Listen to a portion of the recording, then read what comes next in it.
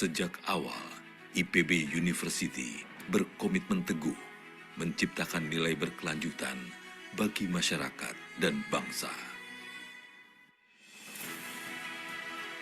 Dan di tengah perkembangan global yang pesat, kami hadir sebagai ruang bersemainya gagasan, inkubator inovasi, dan arena kolaborasi tanpa batas.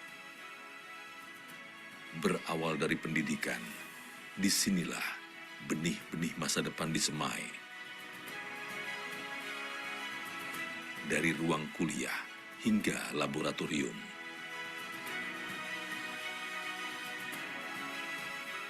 Dari sawah hingga lautan.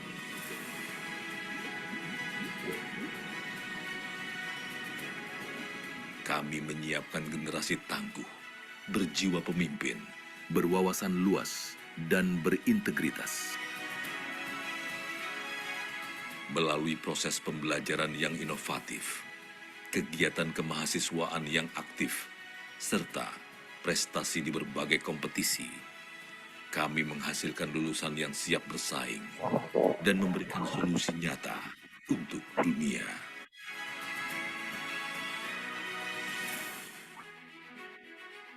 Melalui riset dan inovasi, IPB University terus memperkuat akarnya, mengembangkan diri, dan memperluas cakrawala keilmuan. Di tengah tantangan yang kompleks, seperti krisis pangan, perubahan iklim, hingga masalah sosial.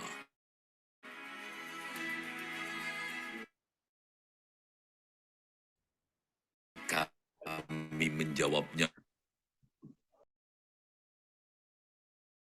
melalui riset dan inovasi yang bermanfaat. Dari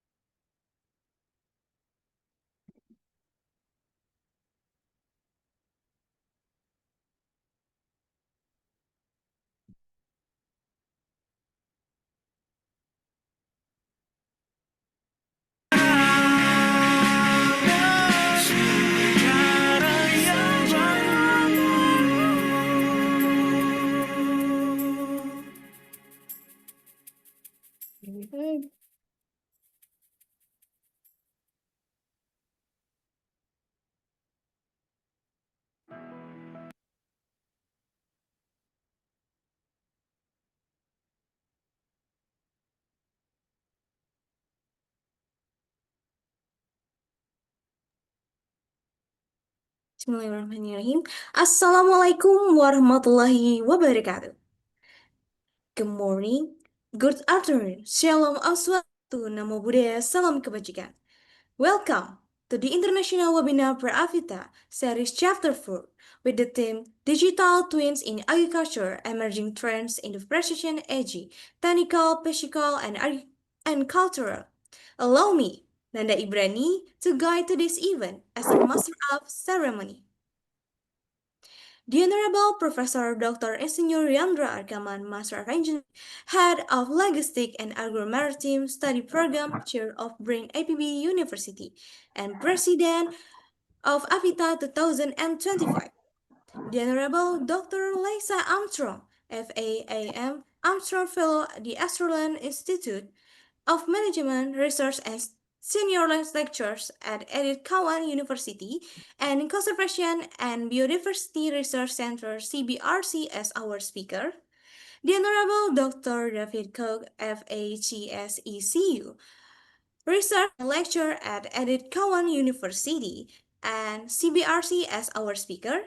The Honorable Irman Hermadi, S.Kom MS Ph.D., Associate Professor, Computer Science IPB University.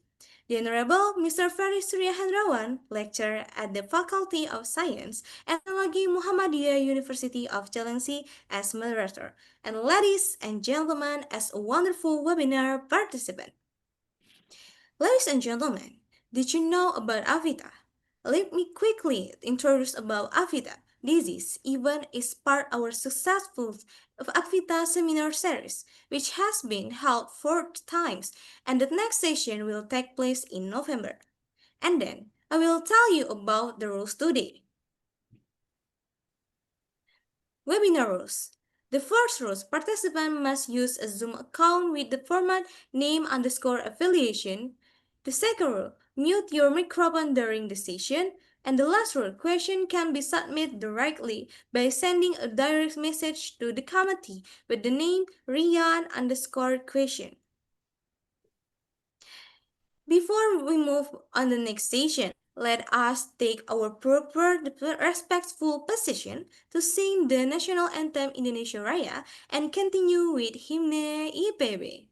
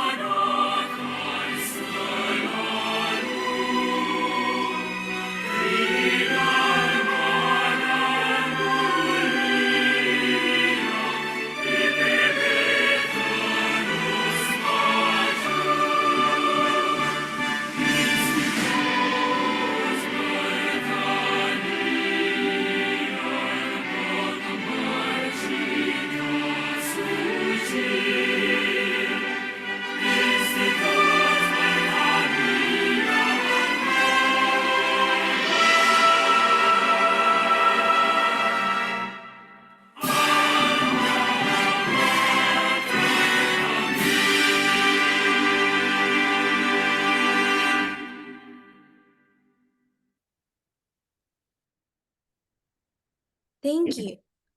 To begin this event, we respectfully invite Professor Dr. Insinyur Yandra Arkaman, Master of Engineering, to deliver the opening speech and officially open the webinar. The Professor, welcome. Hello, Hi, good Prof. afternoon, distinguished esteemed speakers, Dr. Leisa Armstrong, and Dr. David Cook, and also Dr. Irman Hermadi from IPB University, and valued participant from academic, industry, government, and broader agricultural university from Indonesia and also from overseas. It is great pleasure that we welcome you to the Pre-APFITA series, webinar series number 4, focusing on the transformative theme entitled Digital Twins in Agriculture, Emerging Trends in Precision Agriculture, Technical, Physical, and Cultural. This is one of very important topic for Indonesian agriculture, about these digital twins. Today's webinar highlights a new era in agricultural innovation where digital twin technologies create virtual representation of physical agricultural system. Digital twins are reshaping how we manage agricultural processes from soil and crop modeling to machinery performance and environmental adaptation. Throughout today's session, we will explore the technical foundation, practical implementations, and even cultural dimension of adopting digital twin systems in agriculture. The discussions aim to foster a holistic understanding, connecting advanced computational model with the realities and wisdom traditional agricultural system. We hope that this event becomes a platform for collaborations and knowledge exchange, inspiring cross-disciplinary innovation and accelerating the integration of digital technologies into smart and sustainable farming system between our two universities, IPB universities as well as Edith Cowan Universities, Australia. Thank you for joining us in this exciting dialogue at the intersection of technology, science, and culture, paving the way toward the future of precision agriculture and smart agro-industry. Thank you. Thank you to Professor Dr. Insinyur Yandra Arkaman, Master of Engineering, for your opening remarks. Next, we will take a group photo. We kindly ask all attendees who are available to turn on your camera for your documentation. Please assist the committee to help this. So guys, please give your best style for documentation. Turn on your camera and take a photo. 1, 2, 3.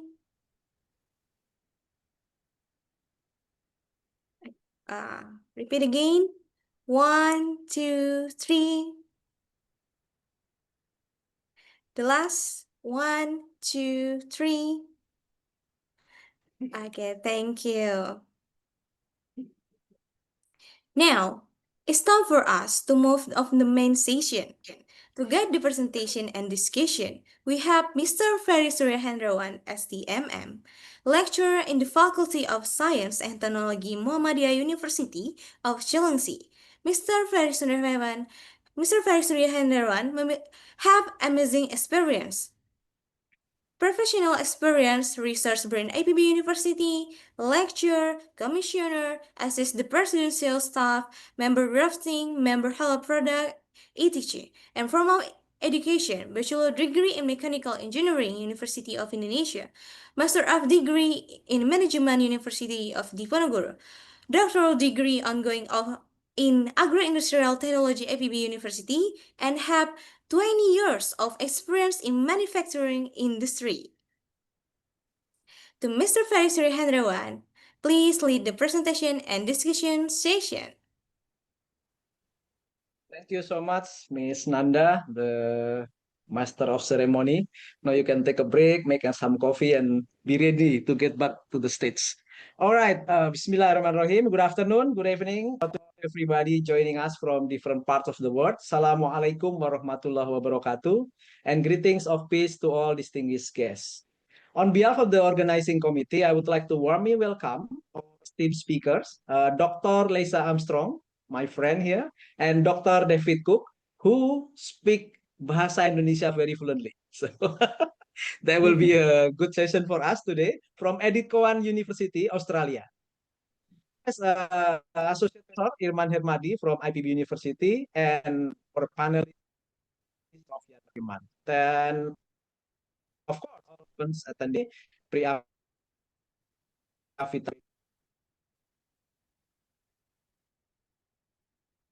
in agriculture, emerging trends in physical and cultural perspective. Today's session will explore transformative innovation in modern agriculture, the concept of the digital twin.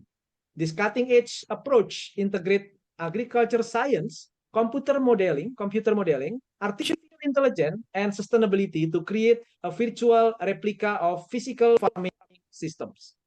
Through such digital twins, we can monitor, predict, and optimize agricultural processes with unprecedented precision and efficiency.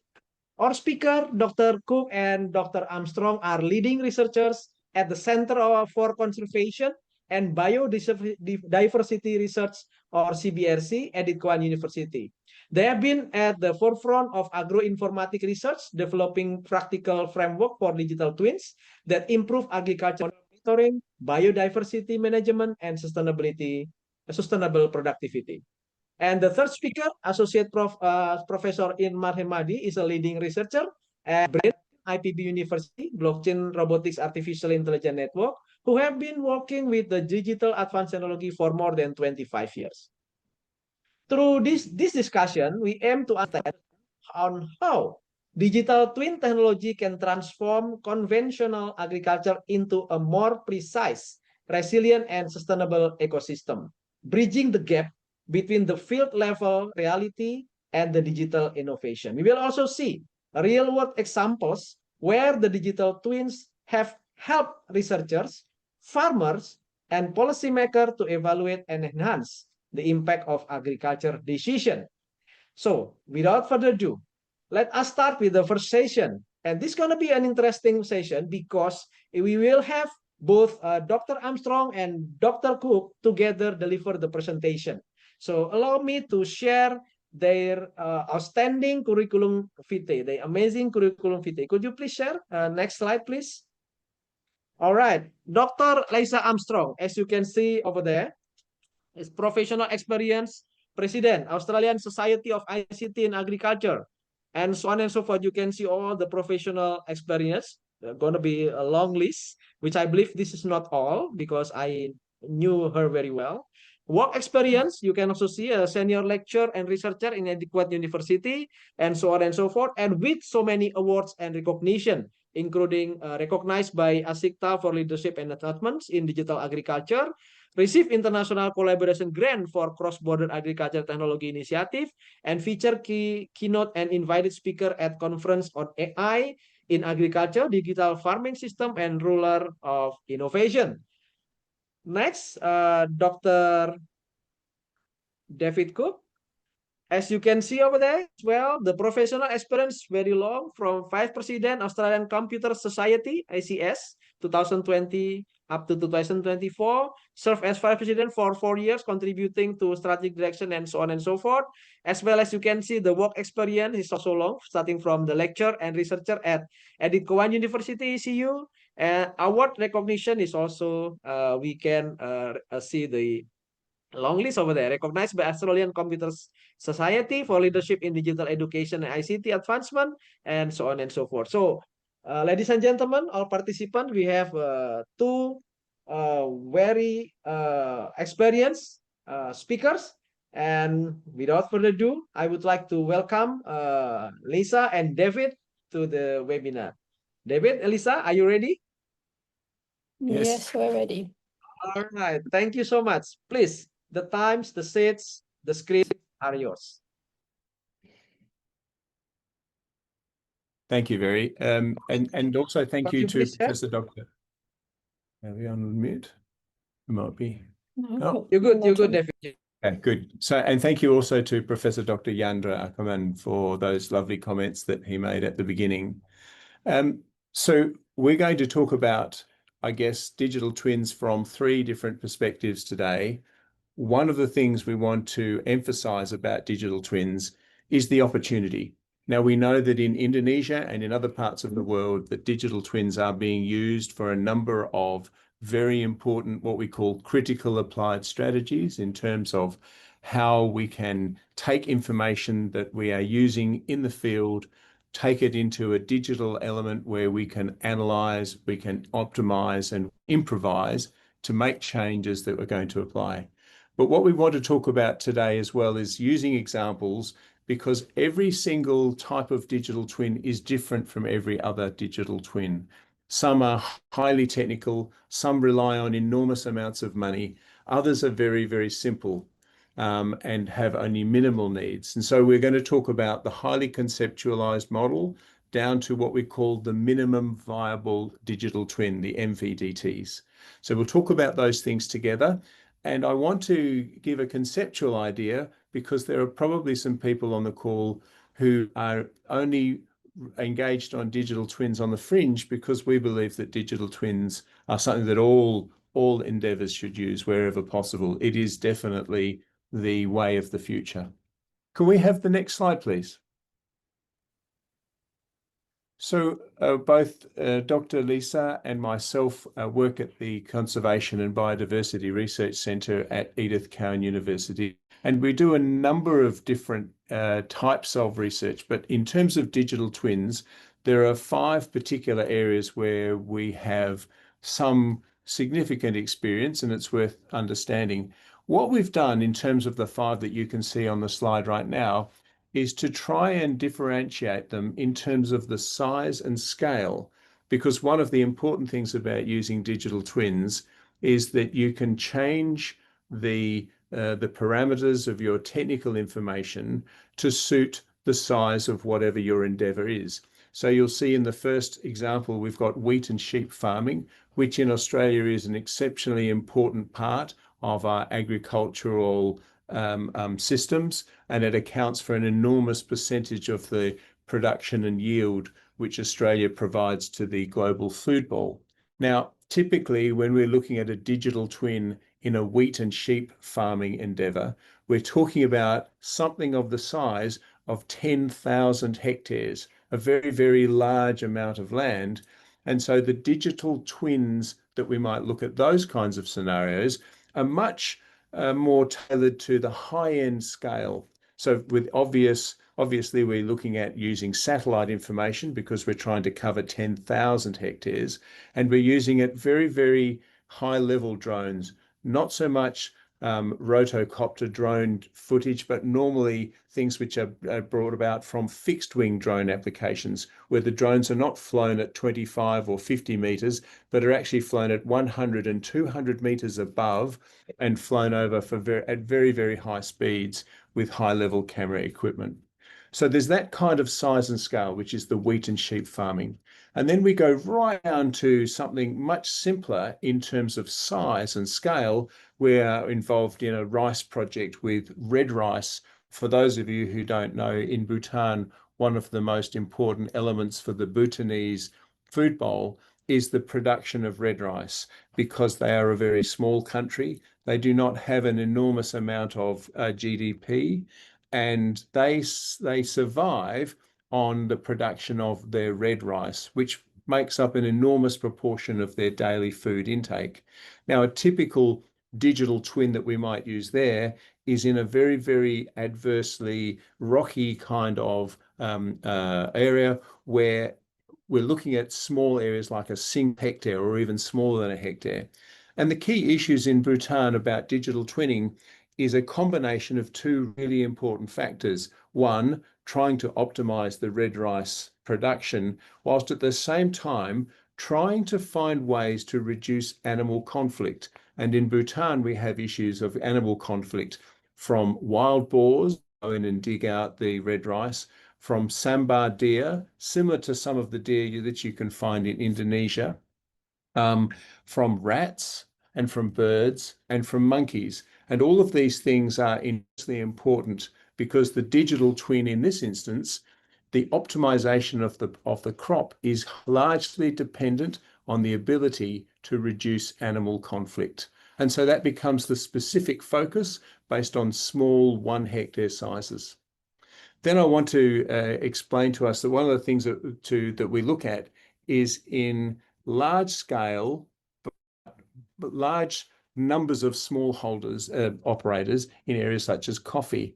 Now, about 90% of all coffee production in the world, and not just Indonesia, but if you look at Africa and you look at South America, 90% of all of these coffee plantations are around the size of 2 to 5 hectares. I know there are some larger ones, but the great majority, 90% of them, are what we call smallholder type arrangements. And digital twins there, again, rely on some very important features. Digital twins for coffee is about understanding the limitations of people who come from very, very limited backgrounds. So typically, if we're looking at people from African coffee smallholder operations, they are farmers and growers who have limited digital literacy, limited understanding of different technology, and limited capability financially to use high-level drones or LiDAR cameras or satellite information. And instead, we need to come up with very, very important ways of optimizing the information that they have in a format that they can understand. So we're going to talk about digital literacy in that sense. The next one down we're going to talk about is urban flooding. And this is really to give a sense that even within the rural and regional side of what we're doing, there is an urban side, which if you were to look at, for example, something like the urban flooding which takes place in Jakarta each year, the sewage and water systems rely heavily on the ability for us to use water sensors, for us to look at flow, and to try and make some predictive qualities about what's likely to happen in terms of flooding. So the size and the scale of each digital twin, as you can see, varies dramatically depending on the type of application.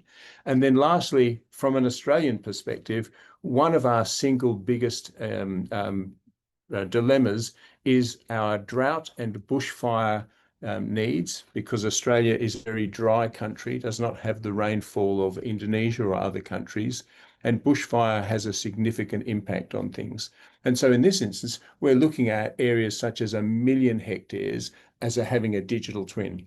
So what does that mean? It means that each individual digital twin is built around a different size, a different scale, a different set of technology standards, a different set of social, financial needs, and a different set of digital literacies, depending on the education of the growers or the people who are going to use that information. And remember, one of the important benefits of using digital twins is that you get to take all of this lovely data and information and use it into your particular endeavor to optimize, but you also get to share it back with growers, with farmers, and with users. And the trick here is to share it in a way that they can understand. So for you and I on this call, we could look at graphs, tables, and look at things in a highly technical manner. But for the typical farmer and grower, we're making sure that we present information that's in graphical, in pictorial, in visual means, so that people with limited digital literacy or limited education can make good decisions on the ground. Can we have the next slide, please? So let's have a quick understanding of what we're talking about when we're describing a digital twin. I want you to consider that in this instance, we're talking about it as a giant digital mirror. In this sense, we're looking at a virtual representation of a physical agricultural system, a virtual replica. And to do that, we have to integrate in terms of, most importantly, real-time data. Now, for many, many years, one of the things holding agriculture back has been the use of historical data, because we've used what happened to crops last year, what happened in rainfall last year, what happened in the yields that happened last year. Now we have the ability to look at real-time data where we can simulate based on small changes that are happening at the beginning of a crop development and be able to apply feedback. And so we're looking at much, much smaller sections of analysis. We're looking at the use of sensors, and in many cases, these sensors are attached to IoT, pieces of IoT equipment, which are tiny, used off small batteries, small systems, and more importantly, small costs, so we can get individual on-the-ground information. We're also looking at drones, and again, depending on the size of how we're looking at and of what we're looking at, some cases drone footage might be 100 meters in the air, but in many cases, if we're looking at things like coffee, or if we're looking at corn or things like that, we're looking at flyovers that are only 1 to 2 meters above the canopy to guarantee that when a drone flies over, it's going to fly at a walking pace, it's going to gather very useful information about the quality of the crop, the grain, the fruit, but also the quality of the leaf, the stem, and some of those other aspects, and be able to apply features to that. So satellite imagery becomes a form of truthing to apply to more important data that we get from sensors and drones. And then let's not forget the value of mobile phones, which are increasingly capable of taking high-level, high-quality visual information that we can create and use to ground truth onto what's happening into crops. So in a nutshell, we're looking at a digital mirror that enables monitoring, it enables prediction and optimization, and most importantly, it allows us to make data-driven decisions that are based on actual facts that are presenting themselves in real time. So it's a much more sustainable way. Can we go to the next slide, please?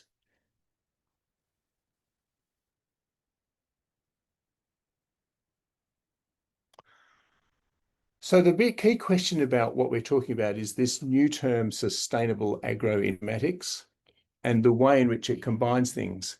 I'm going to ask Leisa to jump in on this one because one of the important things is how we combine agronomy with data science and sustainability. Leisa, what are your thoughts? So I think in terms of agroinformatics, it requires a multidisciplinary approach. We need to have information from the agronomists, data scientists, the policymakers, and we need to have data that is relevant.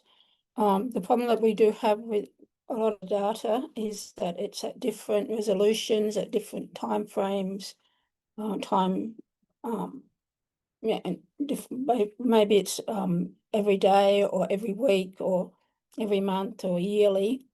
So a means to be able to collect that data and to be able to make decisions. So agroinformatics is an approach where we can actually use that data and turn it into some kind of decision making platform. And it needs to be able to look at it in the context of a particular area. Like we need to think about the actual geographical region or the ecological region to decide what we're going to do. In terms of supporting biodiversity or soil health or climate resilience, drought resilience, for example, in Australia, that's what we're looking at in one of our projects. We need to look at it from a holistic point of view, think of it in terms of how it's going to benefit the economics of the farmers that are working in that area, as well as in the current situation, and thinking about how they're going to survive in the next 10 or 20 years. So in terms of agroinformatics, I think we have a lot of people working in that area who have the background in both agriculture and in computer science or information technology, and it's a means that we can deliver the information at the cutting edge where the farmers want that information, how they want it, and how it can be used to support them. So in different, as a different approach using digital twins, we can collect information that the farmer wants and give them an idea of what kind of things will happen under different scenarios, give them the information back in the way that they want it.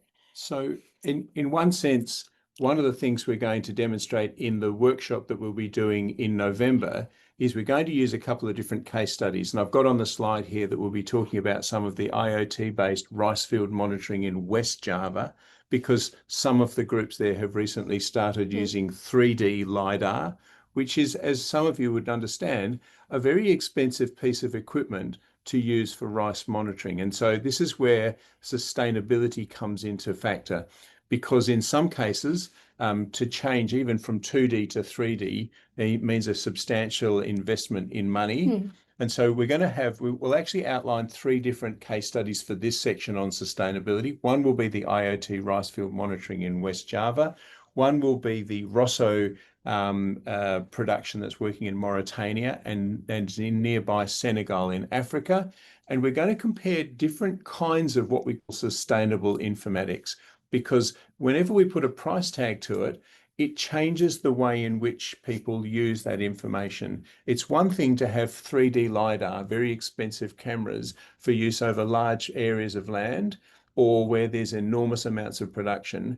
But when we get into areas where there's less understanding or perhaps even fragile ecosystems, the use of 3D LiDAR is in some cases, it's a luxury that people can't afford. And so sustainability is that balance between understanding, can we afford the highest level of technology? I know as scientists, we always want the best, the latest toy, the latest ability to understand the most specific, have the absolutely most critical data.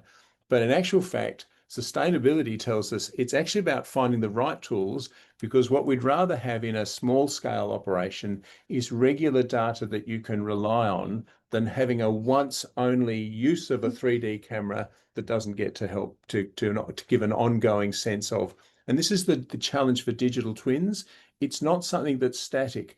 Digital twins are dynamic. It means that you're constantly updating data because data coming in a way that you can use it. Without it, then that integration of IoTs and that use of AI for practical optimization just isn't possible to the way we want it to be. You can't do AI optimization based on something where you get data once a month. You need data once a day. You need data that's in an ongoing form that you can change and look at those differentiations so that you can make for something that's just genuinely optimized.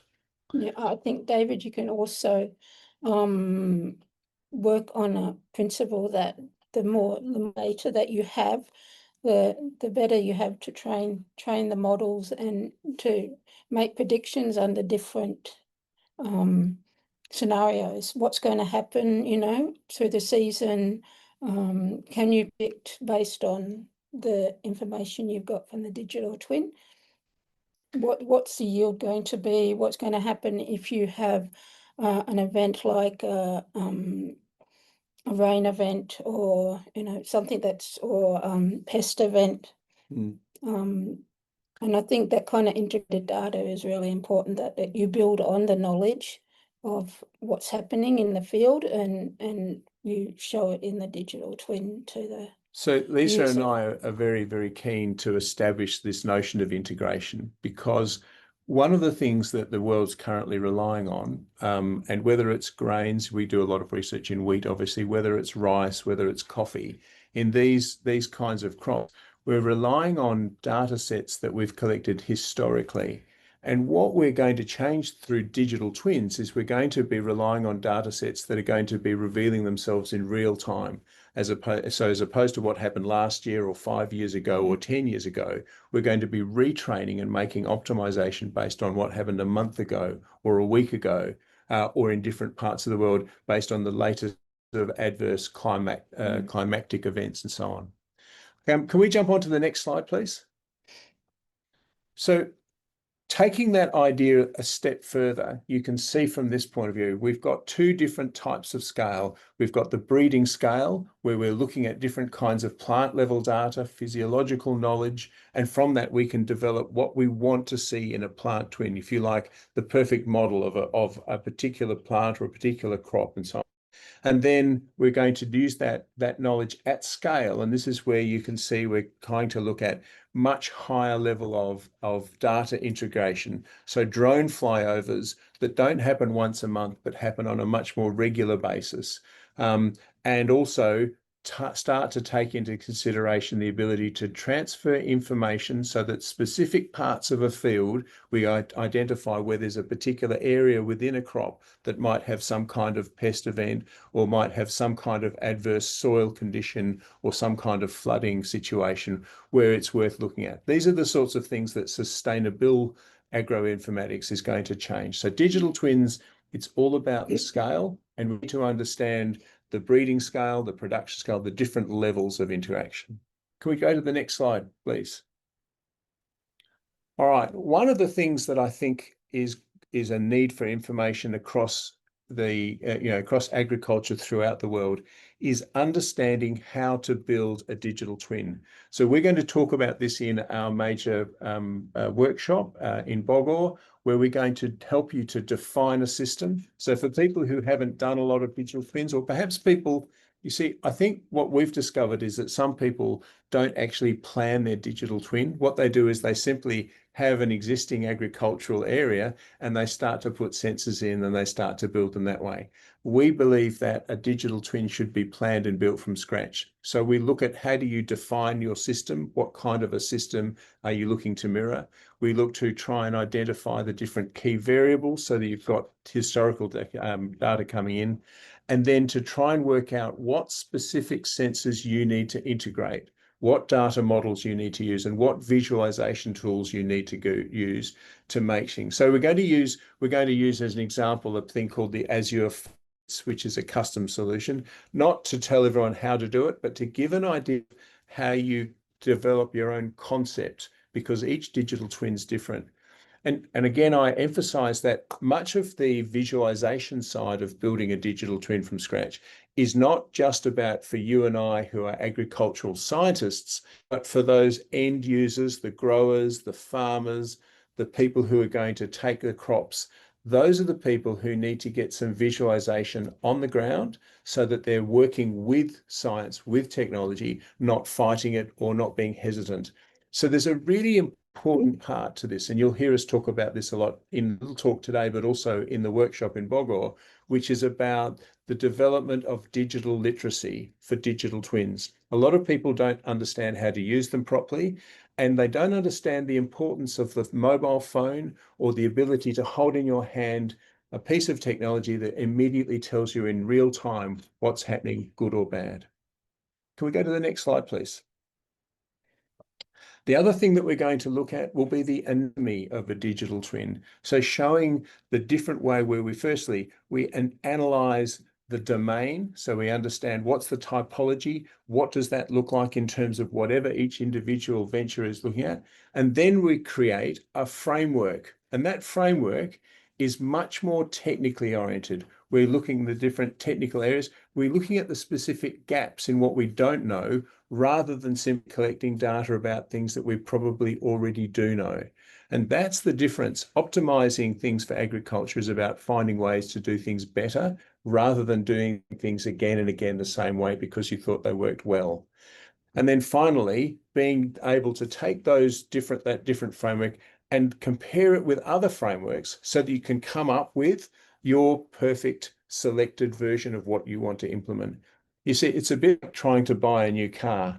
If you go out and you say, oh, that car's nice and shiny, you buy it because you like it straight away. But if you sat there and looked at the hundreds of different kinds of cars, you'd find that there are different shapes and sizes and models that work. It's exactly the same with the digital twin. There is no single digital twin which fits the exact requirements of every person in the one way. Every digital twin has its own quirks. We have to work on that. Next slide, please. So taking on that idea of an anatomy and an anatomical direction, we want to go from the physical side. And in that physical side, you can see from the diagram that we've got here, we need to have understanding about light. We need to have an understanding about sunlight, of temperature, of moisture, of rainfall, of water capture, of water quality. And we need to really be able to then take that into what we call the virtual side, where we can apply all the different elements to come up with what we're calling the super DT, the super digital twin, the ideal combination of what's actually growing on the physical side with what you actually want to grow on the virtual side, and then making the virtual side impact on that physical side. Next slide, please. One of the, I guess, hardest things that Leisa and I have come across has been that in different places where we've been very, very enthusiastic about the use of drones.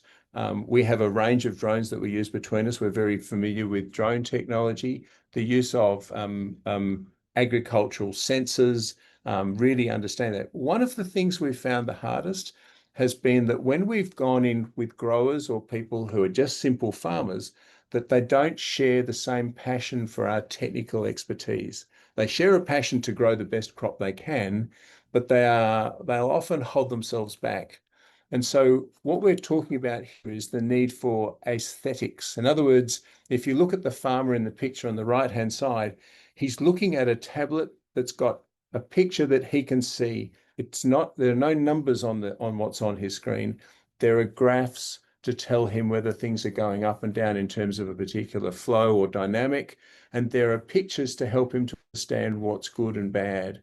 So we're using aesthetics as the method to make sure that the digital twin gathers all the data we need, and in the most technical, most up-to-date, absolutely the most critical numbers and values we can possibly capture, but at the same time passes back to the farmer in an aesthetic way, something that they can understand, and in a way that's visually appealing so that they feel like they want to be involved in the process.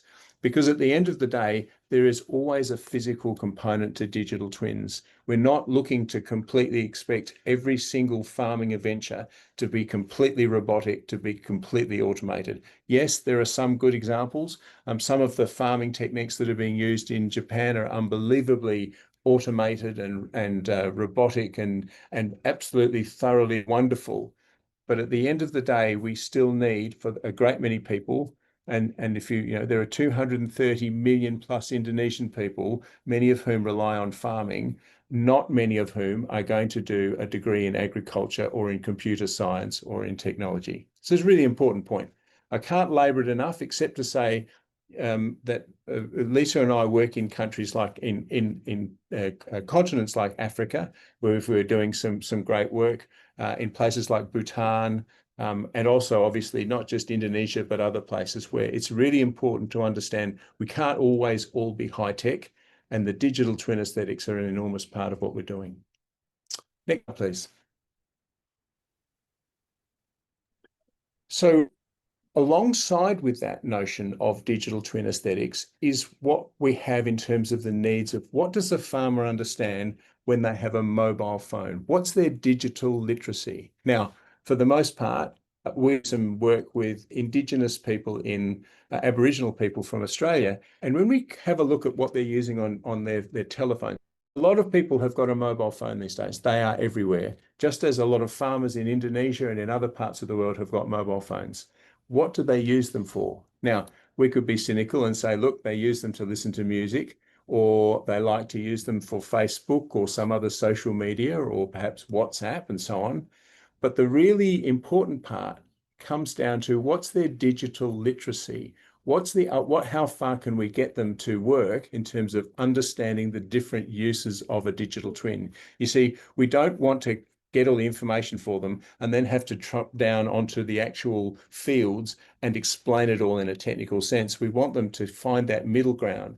So I guess part of understanding the benefits of true digital twin is to engage in what you would call digital literacy needs for growers, for farmers, for villagers. And half the work is already done because most people have already got a mobile phone.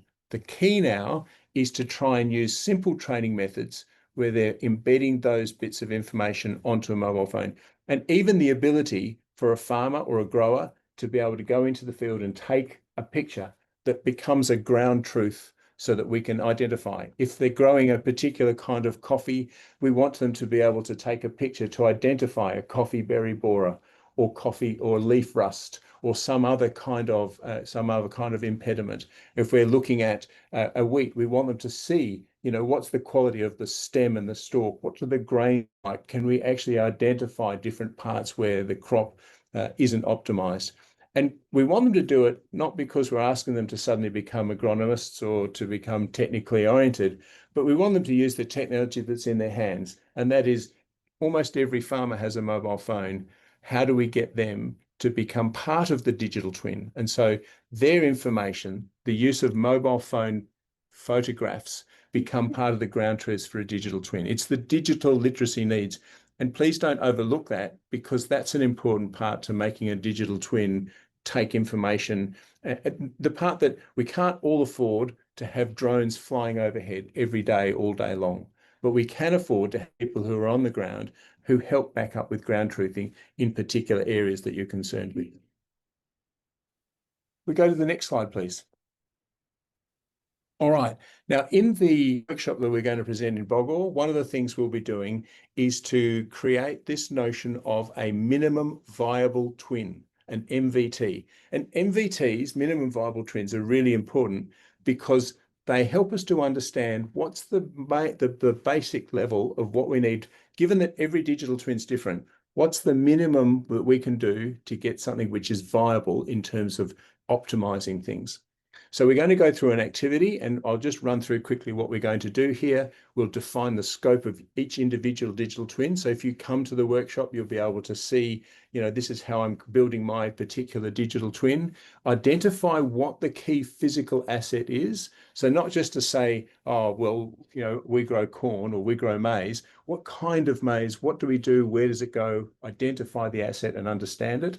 Choose a virtual model. In other words, is it about providing information to farmers and growers, or is it much higher in terms of its requirements? And then identify, how do we connect the data?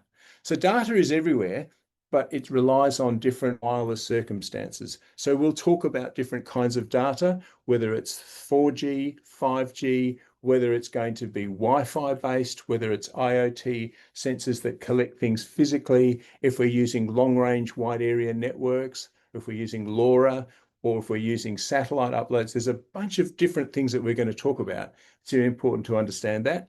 And then we're going to propose, and this is where Leisa comes in terms of this idea, what are the expectations of decision support? Because for a lot of us, we don't understand that. Leisa, tell us a bit more about that. So I think that's one of the major things that the digital twin is going to help with, is providing support for the farmer or for the agronomist to make decisions which are going to be sustainable for the farmer or productive for the farmer. So most farmers have innate knowledge already, and I think this digital twin or any of the technologies that we're using as agricultural scientists or as computer scientists helping in the agricultural system is only providing a support for the decisions that the farmer is going to make. They are ultimately the ones that are going to either benefit or have issues or problems arising from any of these decisions.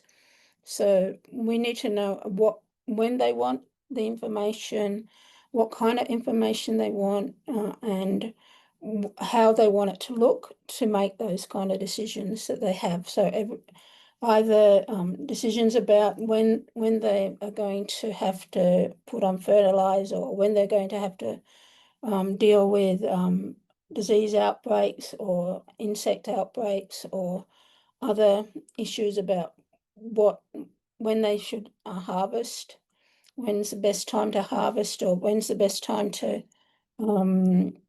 send the crop to market. all that aspects of the kind of everyday decisions or the seasonal decisions that they make is very important. So we need to have an idea of what exactly they want. So building on that, one of the things we're going to do in this MVT activity in Bogor will be to help people suggest their own technology stack, try and work out what different kinds of technologies they A, can afford, B, want to use, or what's important for them, looking at different kinds of software models, some of which are freely available, so they don't have to pay large amounts of money, or if it's a bespoke thing for a particular product, then finding a way to afford that.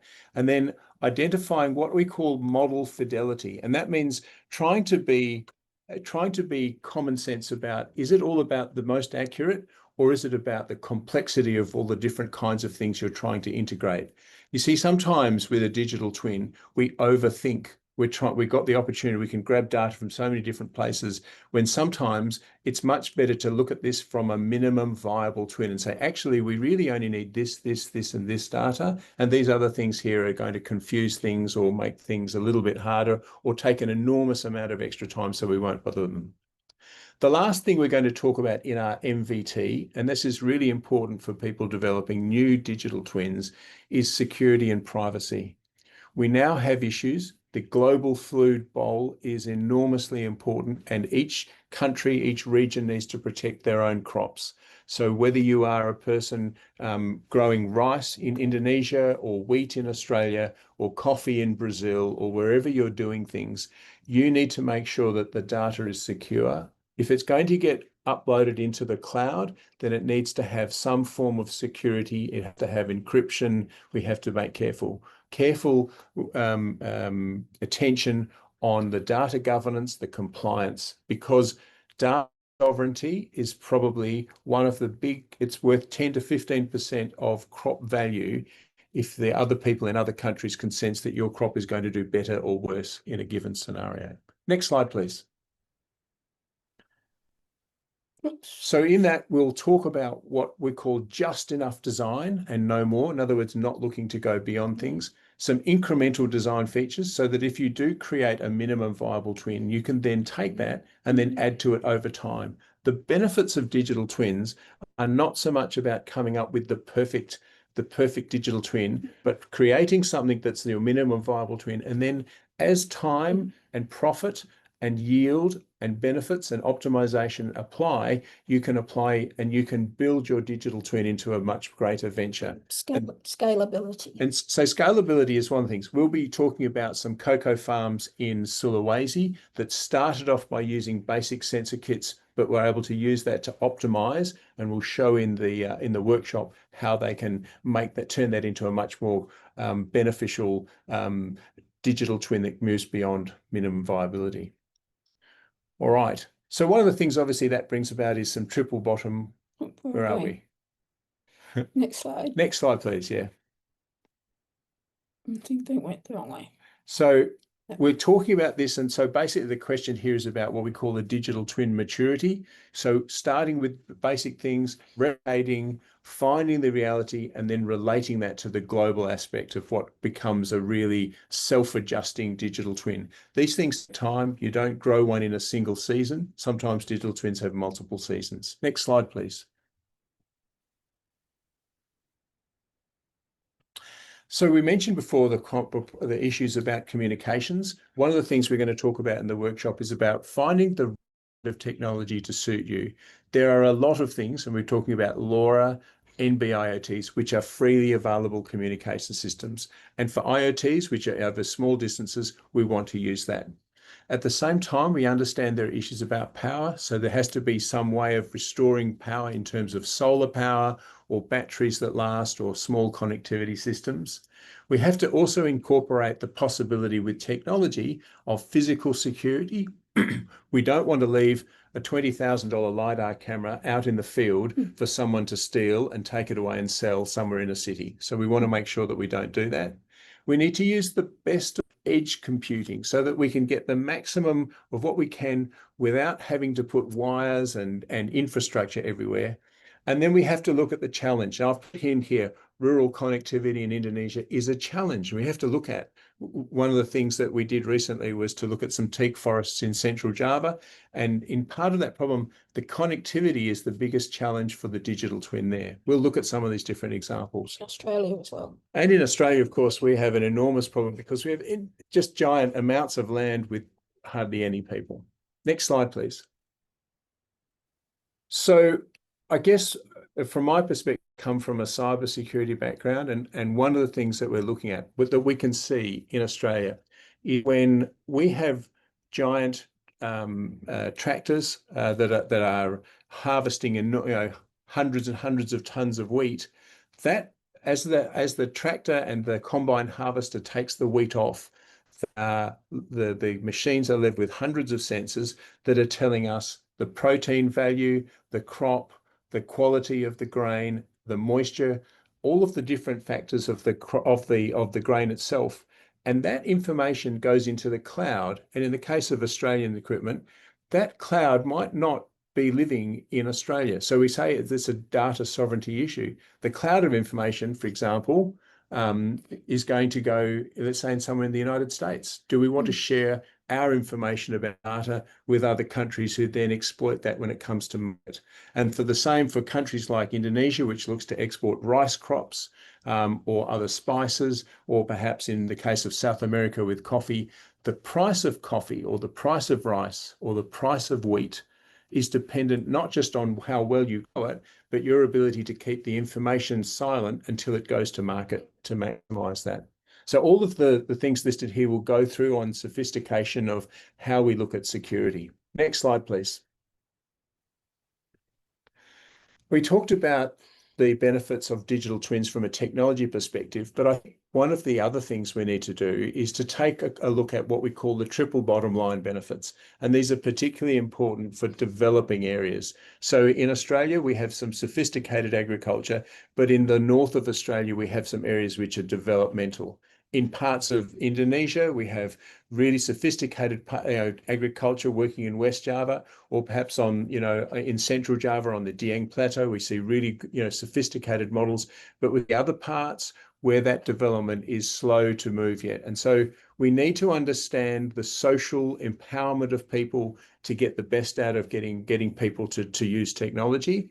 I've mentioned down a list here that part of digital twin adoption means following, or wherever possible, aligning with the United Nations Sustainable Development Goals, because they can help with funding, but also starting to bring in training and education, because if you do that and you follow SDGs, particularly the current ones, you're much more likely to get additional funding to develop those areas. To some extent, Indonesia is a good example of a country where they've got wonderful development in parts, but other areas have got giant gaps. It's the same for Australia or anywhere else. So digital twins help to fill those gaps and help to get optimization happening. And that's done through triple bottom line. Next slide, please. The second activity we'll be using in our workshop in Bogor will be about barriers and how we overcome them. So we'll go through a particular simple exercise here. Leisa, do you want to take us through it? Yeah, so we're thinking that in the activity we'll try and do kind of a cost-benefit analysis kind of approach, look at what we think are the barriers for each individual digital twin. And as David was saying, that they're all different in terms of the focus and the size and the kind of technologies that are needed and what the actual adopters or the users want. So we need to think about what are the costs in terms of the production of the digital twin, and what would be the cost for the actual users. And then in terms of what would happen in terms of the kind of stakeholders that are going to be involved in the use of the digital twin. Are there going to be any other external stakeholders which may think about adopting or using the digital twin? So we need to think about how are they going to be involved in the adoption of the digital twin. And very important about what kind of funding sources we can think about to get that adoption at either a village level or a regional level or a government level, or getting private industry, private sponsorship. And the other thing is to think about the other kind of barriers which could be there, which was the data set, how to actually manage the data set that we have that's developed for that digital twin. What kind of research kind of needs to be done to get the digital twin working and adopted? So what research needs to be done? How can we be involved in doing that? What are barriers we have as researchers to getting this concept of digital twins up and running? I think we're also going to be looking at, in terms of adoption, we're going to focus a bit on stakeholders in the workshop, because we know that quite often we have, they're hostile stakeholders, because in some cases, one person's teak forest is another person's peat farm, or another person's, sometimes we're looking at combining agriculture into forestry. There's a lot of different models that sometimes work with each other, and other times they work against each other. So understanding different stakeholder management is really important. Next slide, please. So we're going to talk about, I guess, a number of different case studies. We've done quite a bit of work in terms of vertical farming, stuff that can be done in an urban sense or in a greenhouse sense or in a much more protected environment where you don't have to worry about pests from outside animals or birds or things like that. We're going to look at different case studies about drone-based monitoring. I think it's really important that we come to grips with that. We'll talk about livestock tracking from an Australian perspective, because we have such large-scale versions that it's worth looking at. And then we're going to focus also on greenhouse climate control, and I think we've got a Bandung example. There are loads of other examples. We've just put together a set of case studies that you will develop at the workshop. Next slide, please. So in terms of the challenges, digital twins is not a perfect environment. Obviously, one of the key things from a technical perspective is just the fact that highly accurate, very expensive IoTs need to be calibrated. There is a time factor. They don't just need to happen once. So calibration isn't something that you do. If you've got moisture sensor detectors or pH detectors or things like that, they don't just need to be calibrated once, they need to be recalibrated so that you're guaranteeing that the data you're getting is good quality. It's useless if you're collecting lots and lots of data, but it's becoming less and less connected. You need to have ground truthing and so on. So there's a technical aspect to this, and we need to make sure that's built in. They have to be very robust. They have to be able to rely on being knocked about in the field and so on. And if you have a look at things, one of the things we'd notice is that many of the IoT devices that are for sale, particularly things coming out of mass-produced factories, parts of China and parts of other countries where they're just not made to a quality that they're going to last for very long. These are issues where we have to look at that reliability. The second part is to understand the cultural aspects of whether people are actually on site. There are many farmers who feel that they know how to do farming and don't want to be told how to do it. And so that's something that we need to take into consideration. The second part, or third part, I suppose, is about understanding if we are going to introduce technology and data ownership suddenly becomes an issue, who's in charge? Who is actually controlling the farm? Is the farmer in control? Is the agronomist in control? Is a university project in control?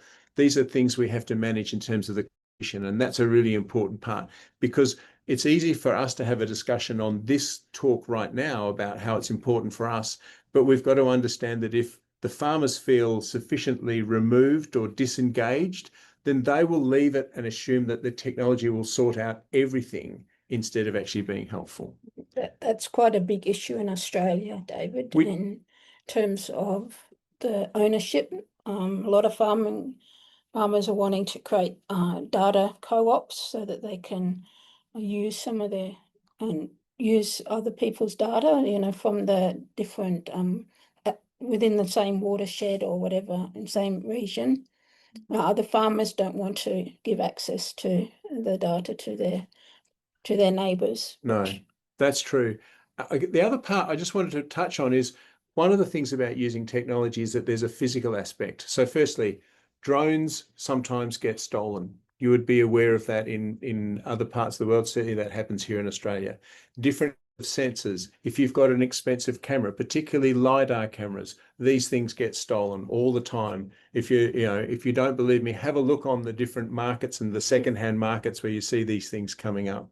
The other thing is sometimes they're just fragile. So people crash drones. So obviously there's an issue there. How do we train people to be good quality drone pilots, particularly when we're asking them to do manually operated flyovers at 1 to 2 meters above the canopy, as opposed to these really high level things. We recently had a situation with a drone pilot who was working for us in Bhutan, and he was so scared of having an accident with he only had one drone and it was his single job. He was so scared about doing anything that he flew the drone 100 meters too high, well above what we needed to find, with a very small opportunity to gather good data, because he was scared he was going to crash his drone by hitting a tree or to jumping into something. And then I guess the last thing is there are the haves and the have-nots. We often see with digital twins that when one particular farming enterprise has a digital twin and then a neighbouring farm doesn't have it, that there's jealousy. There is what we call FOMO, fear of missing out. People get upset. And so one of the most important things is to understand the reciprocity. I mean, in Indonesia, and forgive me because my Indonesian's not great, we have that term gotong royong, my back, I scratch yours, kind of reciprocity, where we make sure that we share things. That's a really important part of digital twins moving forward. Next slide, please. So the last activity that we're going to use in the particular workshops will be to look at all of the different challenges, understanding that each digital twin has its own individual challenges. But the most important thing are there's two things here. One is to understand the appetite. That is, do people really want to change to digital twins? Because you can't force people to use technology. And to understand who are the key stakeholders, the people who are most likely to influence things and convince you. These are really important things. So this challenge is about understanding whether there's a movement where people really want to be involved, or whether there's hesitation, and whether there are stakeholders, if there's the people around them, the surrounding, the governments, the various associations. In the case of Indonesia, is it the Rukun Tetangga, the Rukun Warga, these RW, RT people? Are they actually involved in connecting with things, or are they somehow hesitant about making it happen? So these are really important, and that's that our third activity will help people to develop their own models. And importantly, part of a digital twin is constantly about showing on your mobile phones. It's like a social media channel at the same time. It's about celebrating what goes well. You celebrate your victories, you post pictures, you tell people you're doing really well. And if things don't go well, then you reflect on that data so you can hopefully get the next picture to look better. So it allows you to pivot on the things that aren't working, to change them, but most importantly, to keep things going. Let's go to the next slide, please. So we're just in the last couple of slides, and so I guess what we want to do is to give you an aspect of what we think are the most important takeaways from this. So firstly, is there an appetite for people? Because in different communities, there's people who are hesitant about technology. There are farmers who will, remain that they'll never be told how to do things. There are other places that are engaging. Sometimes technology is accompanied by youth and expertise by younger people coming through telling things. Now, older people sometimes don't like to be told that they don't know what they're doing. So that we have to be respectful for elders and the way in which they do things, but at the same time allow technology to help them. And so these things have to work together. So I guess in that sense, we've got what we call multiple audiences. A digital twin isn't just about sorting it for one person or one group. It's about being all things to all people. And that's really important to make a digital twin work. The second part is, I think, the bite-size approach, if you do things properly, if you do a minimum viable twin, an MVT, you can have a bite-size approach and you can build a digital twin over time, at the same time building that appetite, building the engagement and getting things to work. And then the third thing is about absolutely giving the greatest possible access to people. You don't want to do it in secrecy. Digital twins are best celebrated by other people getting to see what's happening. And really, you do it on social media platforms, you do it everywhere you can possibly do it, because you celebrate what works for you. And it's what we should be doing anyway. But for some reason, when we're just dealing it with digital twins and technologists, we forget to celebrate. So it's one of the things we have to remind ourselves about. And the last slide, please. So where to from here? So obviously, both Leisa and I are very firm that we can't ignore the benefits of the digital twin approach. It is going to consume everything in terms of global agriculture. And so it's important that we get as many people on board. It's bigger than any one university. It's bigger than any one agricultural enterprise or any one crop. It's about everything, a complete holistic view of things. And it's also about understanding flexibility, because every digital twin is different from every other one.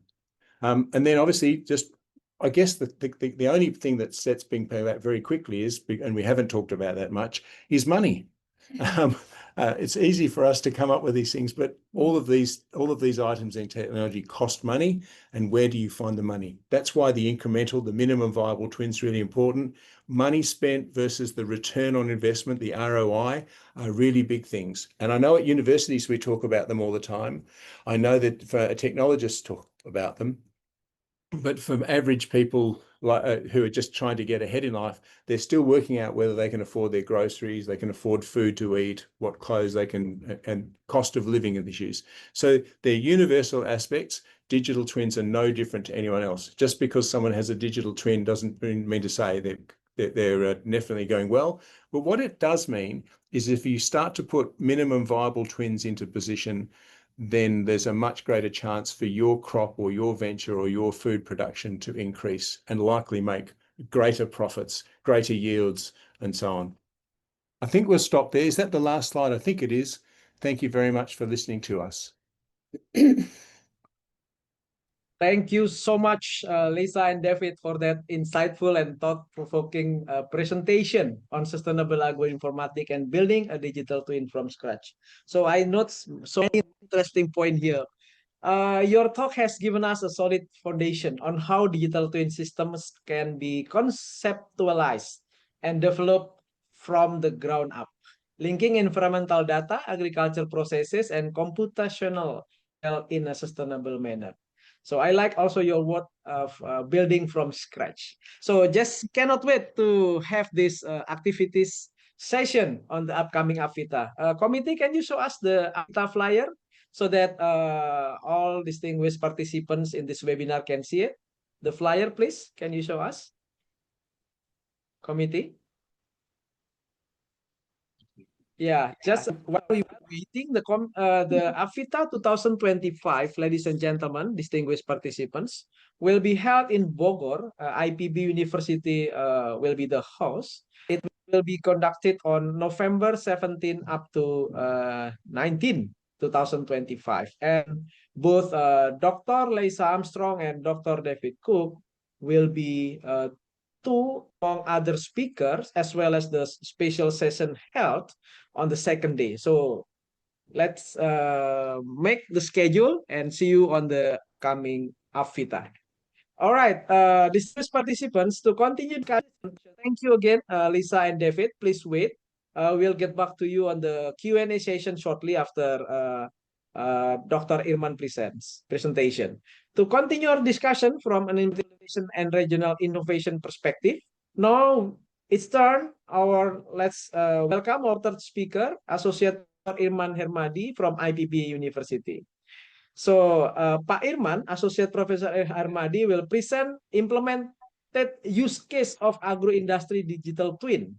His talk will focus on how artificial intelligence and digital twin models are being applied to a real-world agricultural system in Indonesia. driving precision farming, decision support, and sustainability across the region. Same rule applied. Here, let's see together the impressive outstanding curriculum vitae of Pak Irman. His professional experience, as we can see, associate professor and coordinator of the executive class, Master of Computer Science program, IPB University. And you see the long list on the bottom. And formal education, Ph.D. in computer science, thesis in path testing using genetic algorithm, University of New South Wales, UNSW, Australia, December 9, 2015. Master of Science in Computer Science, Master Thesis in Genetic Algorithm-based Test Data Generator or from King Fahd University of Petroleum and Minerals in Saudi Arabia. And working experience, without no doubt here, lecturer and researcher, Department of Computer Science, IPB, teaching undergraduate and graduate course in artificial intelligence, software engineering, big data, and blockchain system, and so on and so forth. Again, without further ado, now welcome Pak Irman. Pak Irman, are you ready, Pak? Yes, Pak Verry, thank you. All right, Pak Irman, the virtual floor is yours. Please, Pak Irman.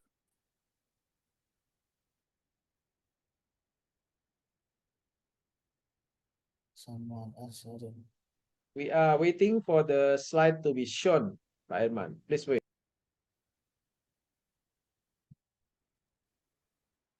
All right, I can see the screen. Okay, thank you, Pak Verry. Hello, everyone. Very good afternoon, everyone. Distinguished guests and other speakers.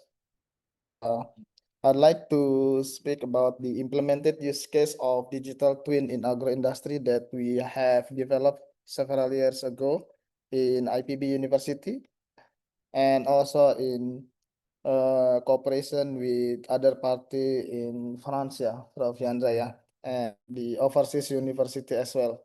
Okay, next. Hello, next. Okay, thank you. The outline is the first one about the digital twins in agriculture. What does it mean about the digital twin in agriculture itself, and already explained in very long way previously. So I will just quick in this point. And the second one also about the AI in intelligent monitoring for IoT sensors using deep neural networks, because as we know earlier that the security and also the threat about the data in digital twin also quite important for us to be concerned. So in this case, we have researched a few years ago, around 5 years back, I think, we have developed that intelligent monitoring for IoT sensor. So based on this, we know what actually the sensor giving us or streaming the data to the server. And the third point is in our presentation about development of smart algae fund system for microalgae biomass productions. Next.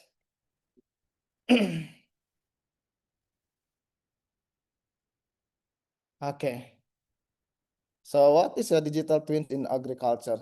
So we have physical farm, and this physical farm actually would like to monitor all the data or the actual situation and condition in the field and in the plantation and so on. So basically we would like to know about the real-time data that the sensor stream, and hopefully this one will be able to tell us about what is actually in the plantation or in the field, the representation of the the crop or the yield or whatsoever the plant that we have put it there.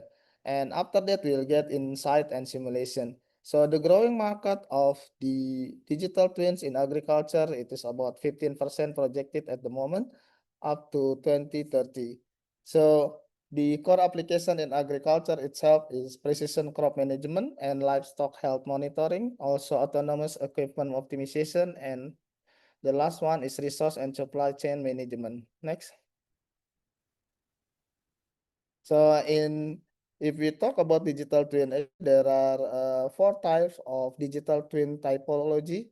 The first one is the component twin. The component twin is as if we can monitor one part of our component that we put or plant in the field. Like maybe we have pump or we have something that can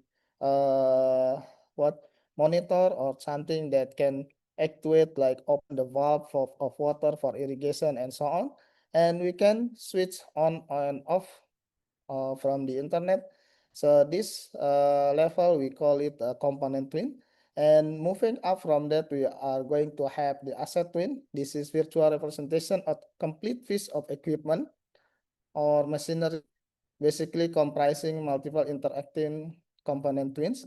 And what we are going to show is, from my perspective, it will be the asset twin, because we already have some component that working together as digital twin. And further than that, we have system twin. This is integrated model of multiple assets working together as cohesive unit to perform specific function. In the example itself is like digital twin of planting system. So this one coordinating the real-time operation of tractor, precision planter, and so on. And the last one is about the process twin. So you can synchronize your actual process in the field and the actual process also that happen in the field, you can represent in digital world. Next. The first one in our use case is how to monitor our data that's streamed by IoT sensor.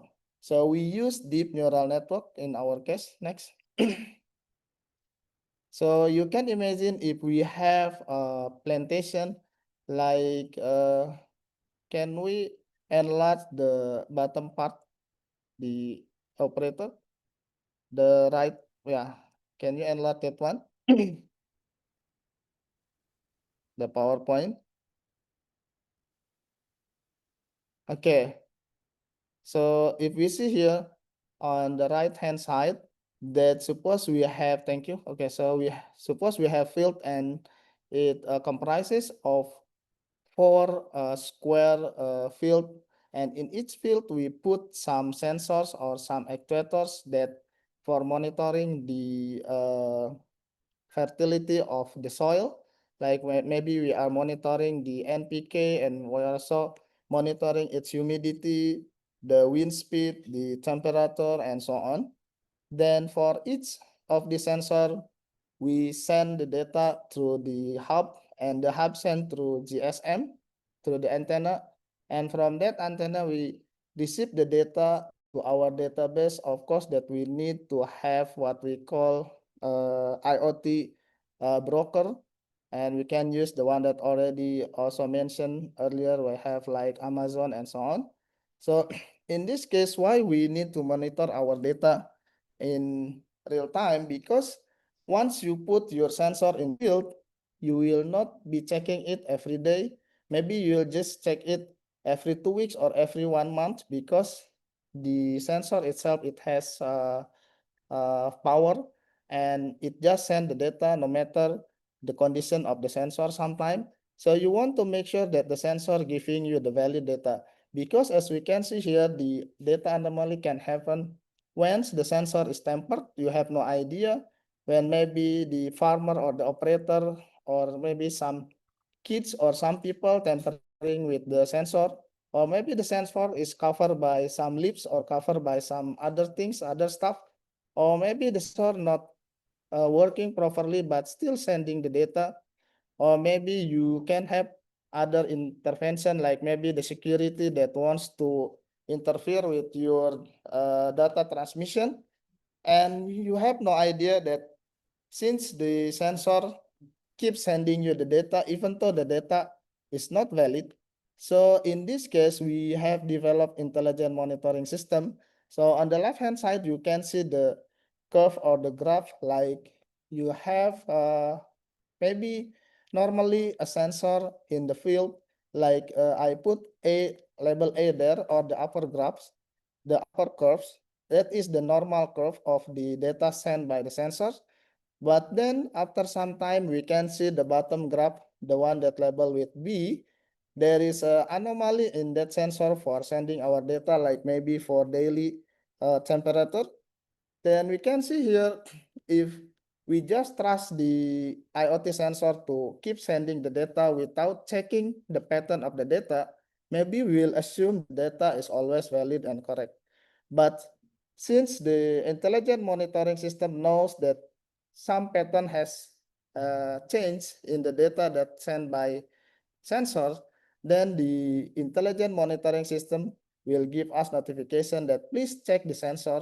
It could be the sensor is still working correctly, but the thing is the data has changed.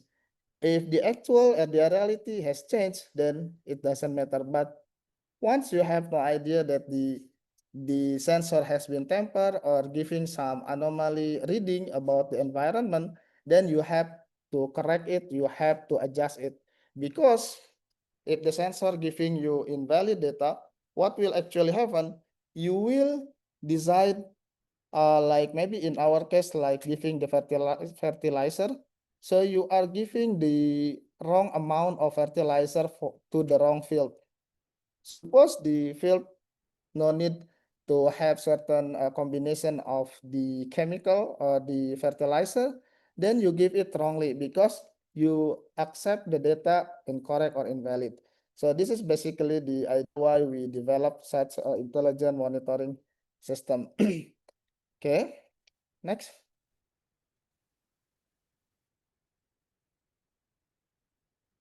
And developing this data, actually we have come to several challenges because the very beginning, me and Prof. Yandra went to the field in Jogja because this one of the collaboration with the startup in agriculture in Indonesia. But at that time, once we are going to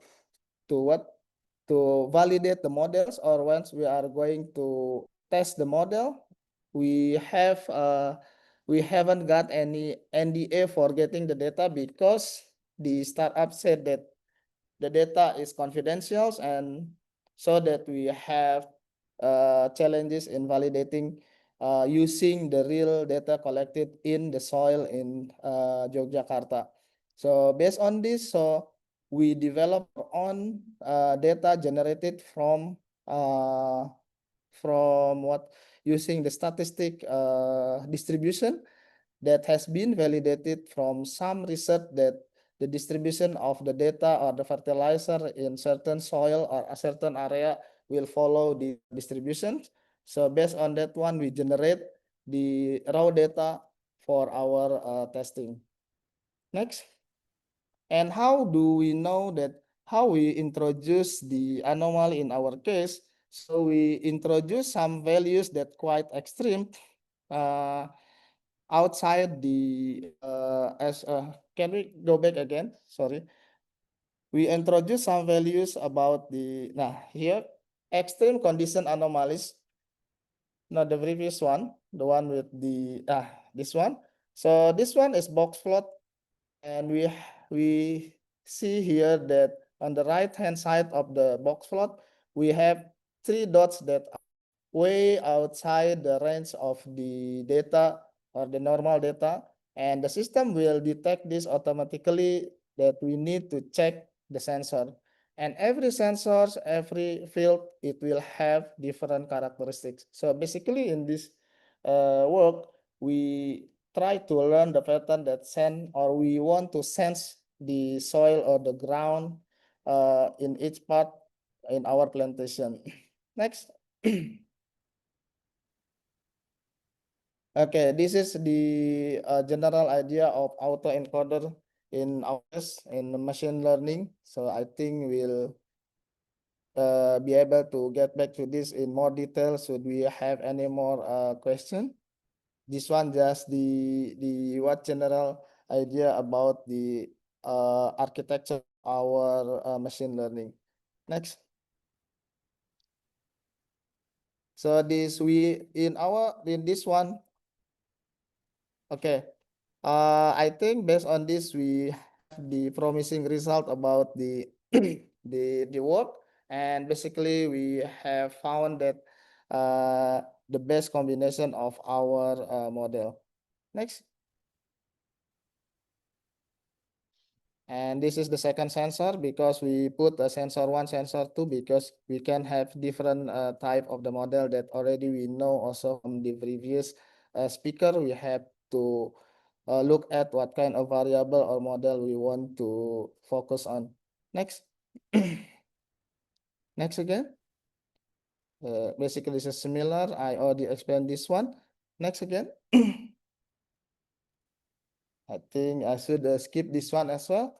This is the software engineering part, how to develop the system. Next. Next again. Okay, next. Okay, the last point is about developing the smart algae fund for microalgae biomass production. This is the prototype that we have developed, but I don't think that right now it is still working because this one couple years ago we have developed this one for the purpose of the research. Next. Okay, the background is biomass is very promising for alternative sustainable food, feed, high value biochemical, and third generation biofuel as well. And in our research, we have three aims. The first one is smart mixing by manipulating speed of the pedal wheel. As we know, in the alga pond, we have the wheels that mix the alga inside the water to have the maximum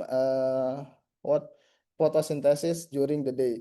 And the second one, we have what we call controlling pH and carbon dioxide supply, and also the automatic harvesting system. Next. So in short, this is our actually the architecture of the digital twin. We have what we call smart nutrient, smart mixing, and smart harvesting. Smart nutrient is we provide the nutrient to the alga whenever the alga during the day and has more activity absorbing the solar or the energy from the sun. So we know when the alga need to process the food quickly, then we have to make the food dispensing more, and during less sunlight we change into less nutrient. And the smart mixing also will follow during the high photosynthesis time. It will mix very quick, and during the less solar or less sun, less sunlight, it will be also less mixing. And smart harvesting is whenever the time for harvesting the alga has come, because as we know, the alga will be like mature within 14 days or something, but it will have some like different 1 to 3 days plus minus. If we harvest today, the biomass is still not mature enough, but if we let to harvest it also, it is also not good because it has further due the harvested time or it's already too late. So we have to find the right time when we have to harvest. And normally all these things, the first one is the mixing or the nutrient dispensing is conducted using manual process, and also the harvesting using laboratorium checks. You have to collect the sample, check it with the lab. Once it is the time, then you can harvest it. So it will take times before you can harvest. Next. And in our case, as we call this smart nutrient harvesting and smart mixings. Next again. So in this case, this is the whole architecture of our system. And as we can see here, we develop scratch all the components from the scratch. And this one involves like around 4 students from IPB diploma or vocational school, and around 3 or 4 students from bachelor degree in computer science, and also around maybe 1 or 2 students from masters. And this one conducted under the collaboration with overseas universities and also with a surfactant and bioenergy research center in IPB. So this is the whole architecture. Next. Okay, I think we can pass this one. Next. This is a smart mixing pedal wheel, and these are the components that we use. And as we can see here, we also need a protocol for IoT broker. Here we have Amazon Web Services for our broker, from the pond up to the pedal wheel and up to the website and up to the website, the database. Sorry. Next. Next again. I think this is too technical. Next. So our results showing that we can reduce the number of electricity that we use and also reduce the amount of human resource that or the labor that we use for this one. And based on our study, so the economic scaling up for us to be able to run or sustain that, at least we have to have around 5,000 liters of ponds. So in our model or lab or control environment, we have only 120 liters of water. And in this case, 1 liter can produce or yield 1 gram of dry alga. So if it is 5,000, then we are going to collect at the end around 5 kg or 5 kilograms. And but still we have to look at in the economic scale that whether how much time or how much money or how much electricity and how much labor we can save by using these automation and digital twins.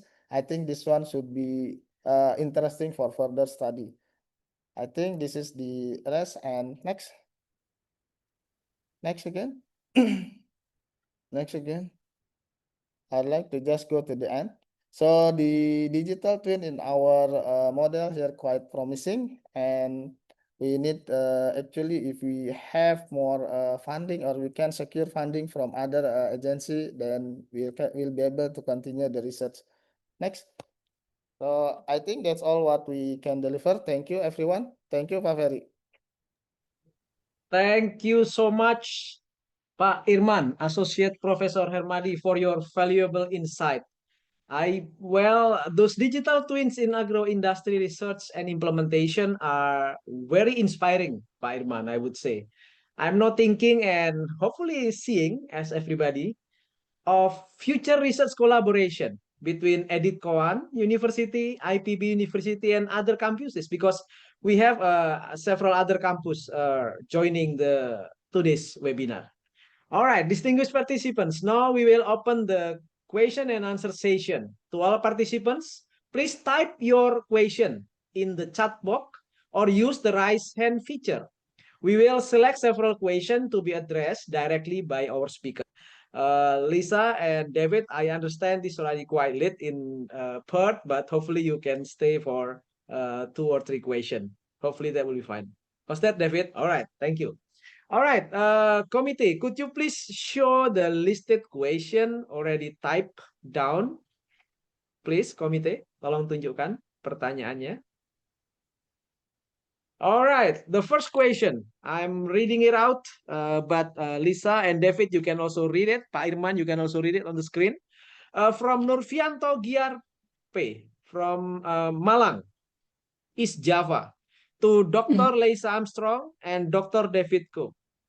How to prepare a monitoring system, data availability, and simulation optimization for a digital twin in a coffee production process from farm to cup, which requires very large data starting from the production process that contains complex variables. For example, the influence of cultivation, agroclimate, and varieties on taste quality, post-harvest processes, which could be dry, wet, honey fermentation technique, etc., to processing, which consists of various roasting, grinding, and brewing techniques. Please, David, Lisa, Pak Irman. So, thank you. This is a great question. I used to live in Malang. I used to live in a part of Malang called Oro-Orodoro, and I spent many a time tasting coffee.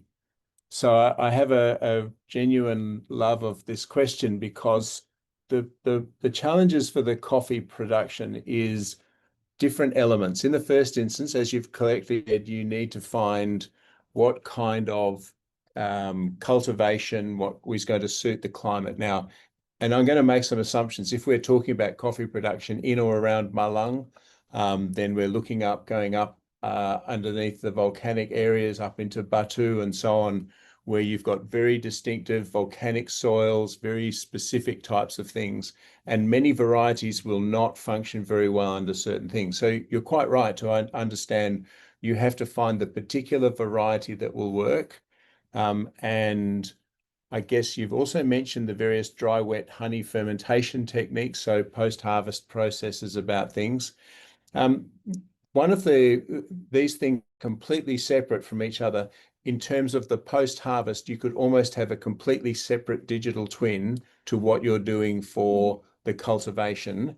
I mean, by all means, you would link them in terms of the online story of how those things work together. But effectively, you're talking about two different sets of data information and two sets of processes. And so to some extent, what you're describing to me is two different digital twins.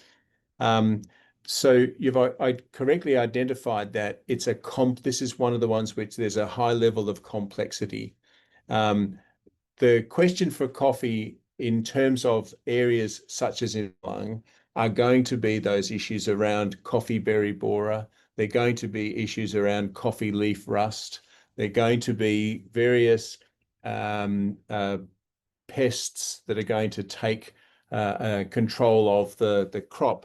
And so you're going to have to come up with a system which is optimized to look at the different quality of not only the leaf structure, but also the berry structure at the same time. And you're going to need multiple flyovers if you're using drone technology. I would suggest that the kinds of process that this involves is going to have significant ground truthing. If the coffee plantations are built on slopes as opposed to on the flat, which I suspect some of this would be, then in actual fact, yes, you've got genuine issues around the quality of the drone. So one of the things when we're taking drone footage, it's very easy in Australia. We have a lot of flat space where we just fly over a wheat field and it's perfect. When you're looking at things that are grown on slopes, you have to have a number of different factors on the drone quality. So you're talking about multiple flyovers. You have to identify how many meters above ground level, and ground level changes on a slope, what kind of overlap you need. So in most cases on slopes like this, you're talking 70%, 80% overlap. So there's a very technical aspect to the drone quality that you would use on this kind of a digital twin. That's my first point.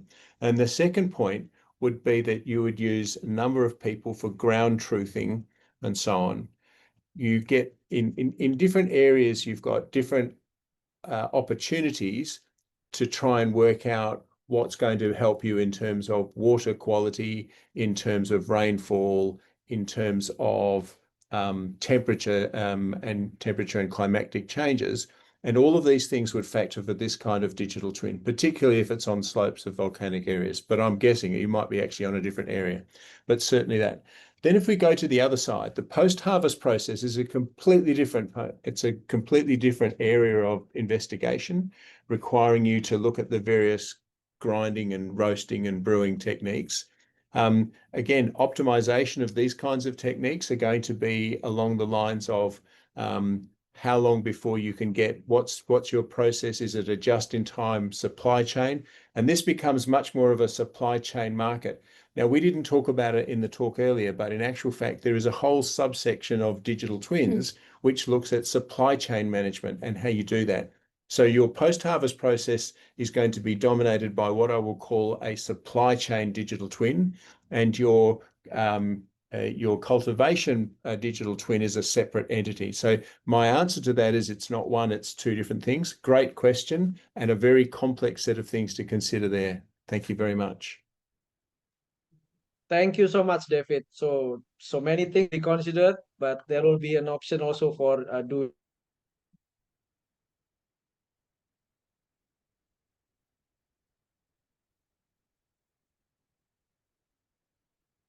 collaboration, right, David? Yes. Hello? Yeah. Trouble, but thank you again, David. All right, thank you. So, Pak Irman, would you like something to add on this question? Pak Irman, do you have something to be added on this question? Okay, I don't think it's okay, Pak Verry. Okay, you good? All right. Okay, shall we continue to the second question? Committee, please go to the second question. That was a long question. Pak Irman, can you hear me? Yeah, I can hear you. Do you have something to be added on this question? Would you like to add something? No, it's okay, Pak Verry. All right, thank you. Okay, committee, please go to the second question.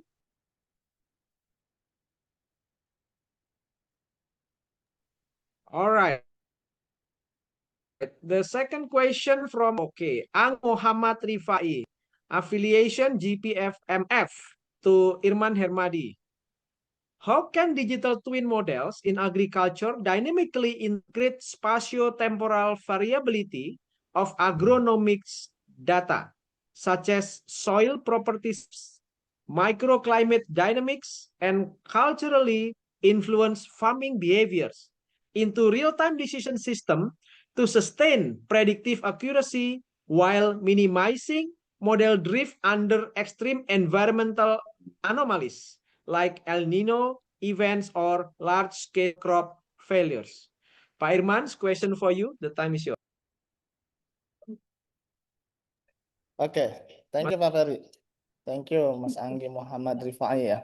Okay, so this actually we are doing the research on this. One of my PhD student in computer science, he is doing the work on how to detect sudden drift in the surface of the water in gambut forest. Gambut forest, because when you have volume of water that reduce or edit very quickly, and we call it sudden drift. And how to detect that this one, an indication of there is a hot spot or potentially fire hazard for fire forest. So in this case, we are using machine learning. Then maybe if we'd like to have or know in detail, we use machine learning later on, that I can send one of the paper that already published, because the student is soon going to defend the final dissertation. And maybe this one will answer the question in more technical term. That is the pit, yeah, gambut pit. Thank you. Yeah. So in this case, we can use machine learning to detect such a sudden drift, and it is still possible to have very accurate prediction, because we know the drift itself, it happens sudden, and most likely we will not be able to detect using normal machine learning. So hopefully this one will answer the question, Pak Verry, and to Mas Anggi later on. Maybe Mas Anggi can contact me, then I will send the one that already published for this. Thank you, Pak Irman. All right, Leisa or David, would you like to add something on this question?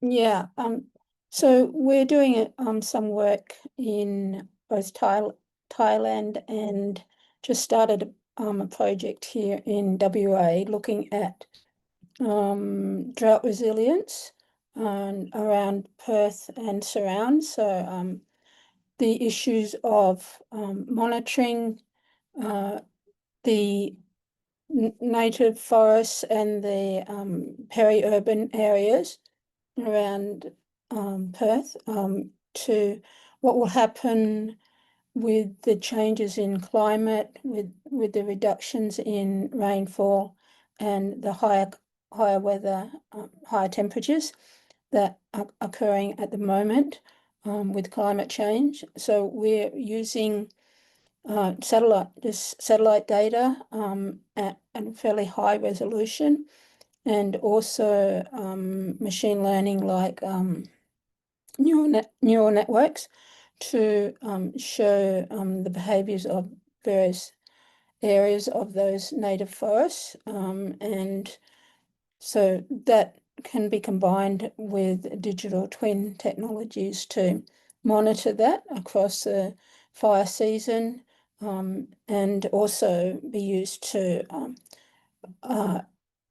discover what the actual risk of fire in those areas, which is very important, and also the recovery of those areas after prescribed burns and after a fire event. So the use of digital twins is a really good way of doing that. We're also looking at how we can use digital twins for looking at carbon, monitoring carbon content and carbon storage of various trees and remnant vegetation in the different farming areas. We have different schemes over here where the farmers can get credit for having forest regeneration and keeping their forest areas on the farms. And digital twin can be used quite I believe they can be used quite successfully for looking at those aspects of maintaining carbon storage on the farms and the responding or making it more sustainable for those farmers to deal with some of the issues of increasing temperatures and increasing drought, and the changes that they're seeing in that what kind of crops that they can grow in those particular areas, because with the change in climate, then there's a shift towards what the profitable agro systems that they can go for, and how they can deal with some of the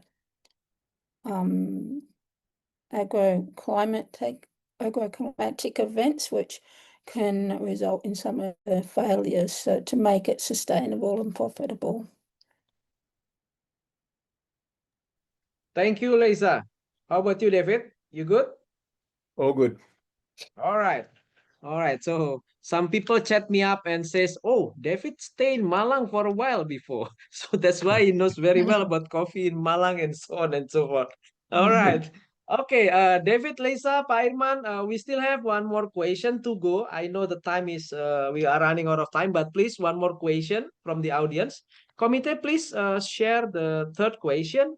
It's from Agus Barlianto, affiliation IPB University, to Dr. Leisa Armstrong and Dr. David Cook. The main challenges in digital twins are data accuracy and dynamic updating. If the model does not reflect real-world condition due to faulty sensors, incomplete data, or weak predictive models, decision based on the digital twin could be misleading. The question is, how can we ensure that the digital twin accurately and in real digital twin accurate meaning output accurately in real time represents the physical condition of the farm? Please, Leisa.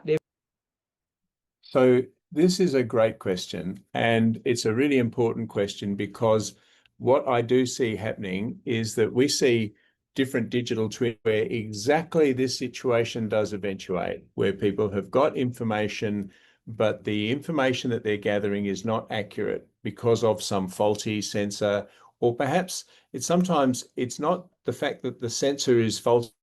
You've got incomplete data. Instead of data that you collect every day, you've got data where there's various data missing, or there's some climate event and so on.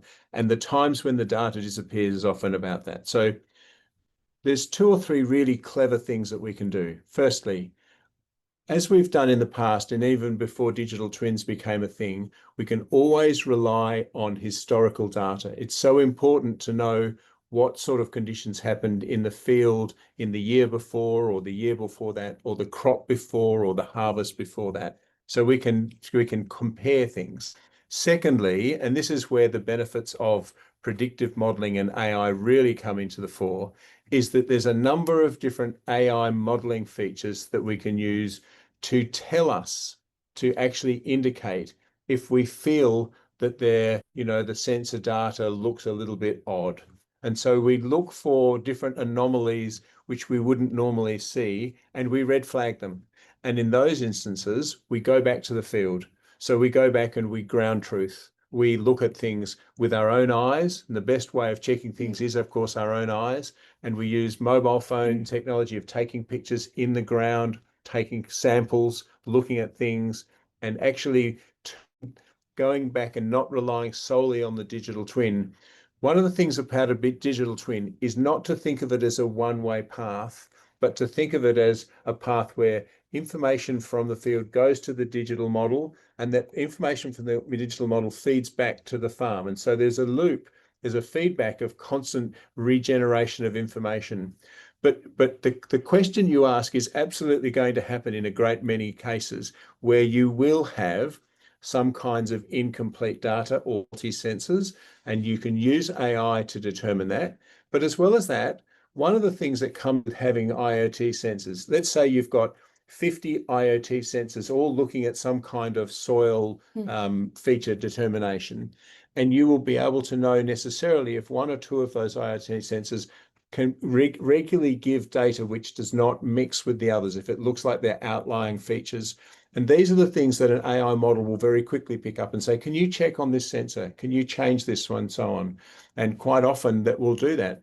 So obviously, in many instances, it's not about the quality of any one sensor. It's about the constant use of physically checking and making sure that these sensors are working. The second thing is that we're getting able to use cheaper and more reliable calibration sensors, simple handheld devices, so that we can check different water quality, we can check soil quality, we can take samples, and not just necessarily second guess a digital twin, but that we can actually also add additional data. And if you've got a complex system where you're relying on lots of data, that you can actually add more sensors or different kinds of sensors. Now, we would place a great emphasis on using IoT sensors and drone because they give us very accurate information. But nevertheless, we should never overlook satellite overhead imagery wherever possible, mobile phone in the field taking single photographs or photographic imagery, or simply using your eyes and your ears to sense what's happening. And it's a combination. So it's not a case of the fact that it's a static one-off kind of event, but exactly much more on what Irman was talking about before, about making sure that you're constantly updating with new forms of information.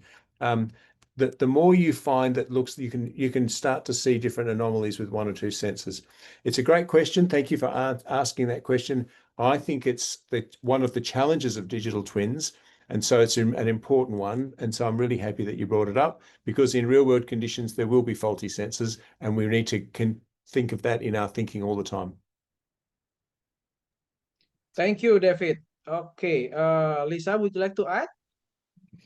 Yeah, I kind of concur with what David has said. We have found in working with other researchers that faulty sensors and inaccurately calibrated sensors are really an issue that needs to be dealt with, and also the fact that there is incomplete data. I think you need to have some other validation or ground truthing for that data, and either basing it on historical records or other data. It's about fusing different data together to get the best kind of story for the digital twin.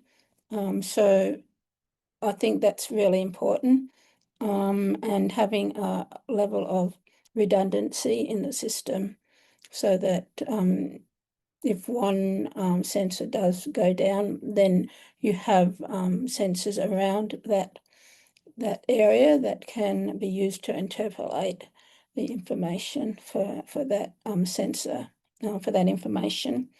So I think that's really important. And as David said, the sensors have become much cheaper. So it's about trying to get that system where you've got things covered with a number of sensors, and the accuracy of them is important, but it's also having the coverage across the area that you need as well. Thank you, Leisa. Okay, Pak Irman, would you like to add on this one, please? Yeah, just one thing, Pak Verry and Pak Agus, yeah. I think we all need to have the skilled people or the people that able to have the knowledge how to troubleshoot just for simple things. What I'm saying is sometimes we could not rely on vendor all the time about the sensor itself. So for me, there is a person that is actually knowledgeable on any sensor actuator in the field that especially when we are managing a large or quite big plant or the production site, then it is definitely we need to have a person in field that knows how a little about this sensor, and most likely if we have an expert or a person that or an engineer that can fix directly, it is quite helpful, Pak Verry. And also the other one is use the sensors or the actuators in the field that is meant to be used in the field, like the industrial grade, because in the if we use just for the lab or just for toys, not for the production environment or the harsh environment, then it will be just waste of money and sometimes compromising our data accuracy and decision making. Thank you, Pak Verry.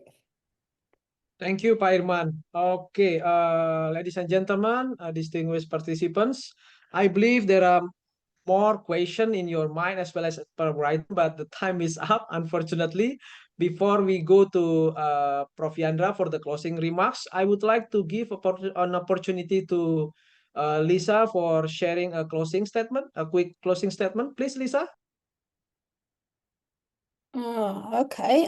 Yeah, I'd just like to thank everybody for attending our webinar today, and I hope that you will also be considering attending the APFITA conference and listening to the actual workshop that we will present during APFITA.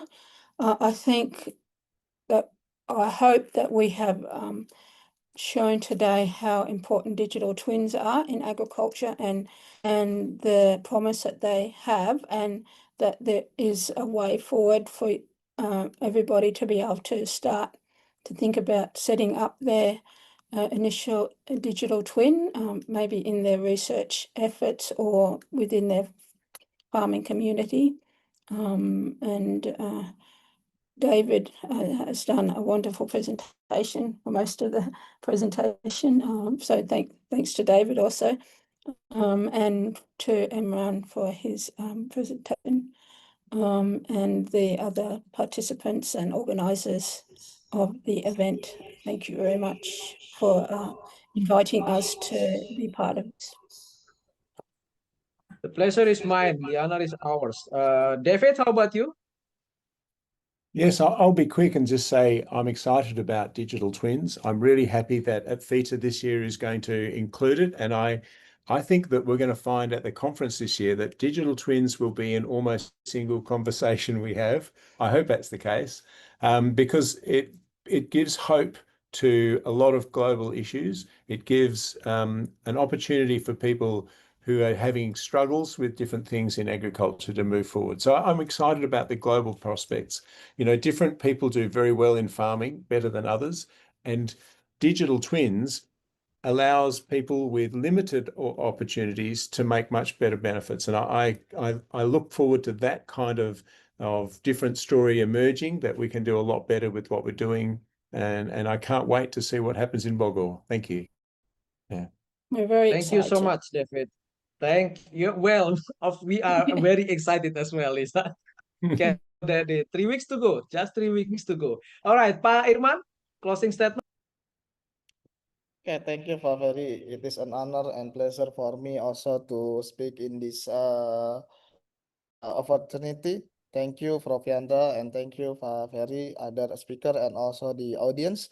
So I'd just like to say that before we are digitalizing our asset or our agriculture or plantation, but whether you are aware or no, actually all the people that are using digital technology, using social media, actually they are digitalizing themselves and they are having their own twins in the digital world.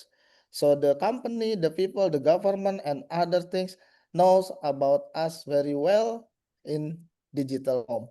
They know what we eat, they know what we buy, they know our behavior, they know everything. So it is a digital twin in the coming era is inevitable. I think we have to be careful in that way, but also we can take the benefit out of it. So don't make ourselves wrong and against these digital twins. Actually, use it wisely, and if you use it properly and also with knowledge, it will be very helpful and very useful for us. That's from me. Thank you for everyone. Very good afternoon. Thank you, Pak Irman. Again, I would like to, as a closing statement as well, I would like to invite Professor Yandra Arkeman. Prof. Yandra, you there, Prof? You ready for giving a closing statement, Prof? Okay. Okay, ladies and Please. gentlemen, speakers, all participants, we have finished our seminar. Then I think this seminar, this webinar marks another significant milestone in advancing digital transformations for agriculture and agro-industry.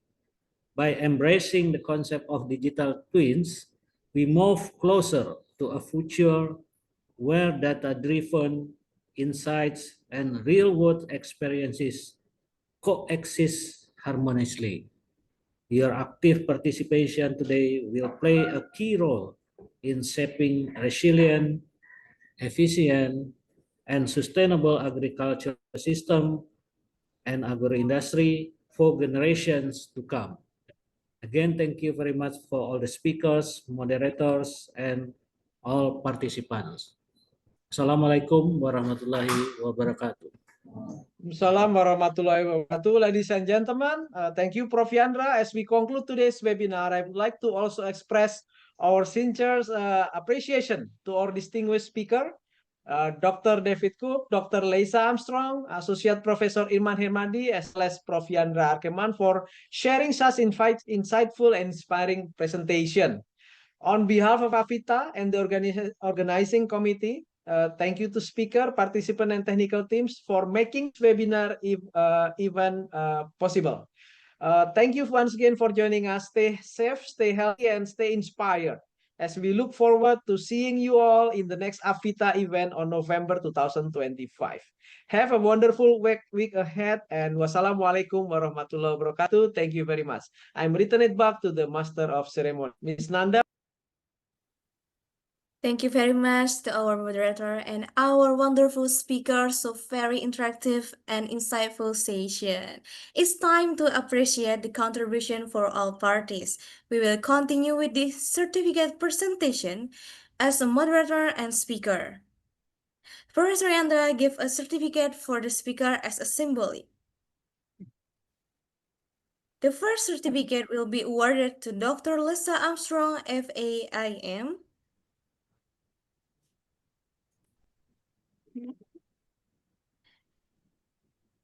The second certificate will be awarded to David Cook, FACSECU. The third certificate will be awarded to Mr. Irman Hermadi, S.Kom MS Ph.D. And the last certificate will be awarded to Mr. Verry Hendrawan as a moderator.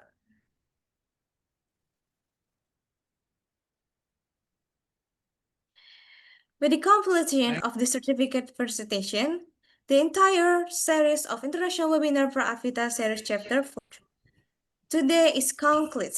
We extend our deepest gratitude for your active participation. So don't forget to avail attendance to your in-column chat Zoom. On behalf of the entire committee, we apologize for any mistakes shortcoming during this event. I am Nada Ibrani as a Master of Ceremony. I apologize for any mistakes of errors. See you in the next webinar series APFITA, and good afternoon. Wassalamualaikum warahmatullahi wabarakatuh.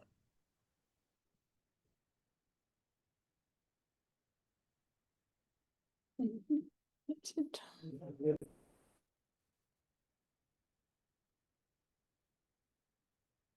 Don't forget to fill attendance in column Zoom. Okay, thank you, everyone. Thank you, Leisa. Thank you, David. See you in See you Bogor. soon in Indonesia. We'll see you in Bogor. Yeah. Okay, 3 weeks to go. Cannot wait. Thank you so much. We'll keep in Bye-bye. touch. Bye-bye.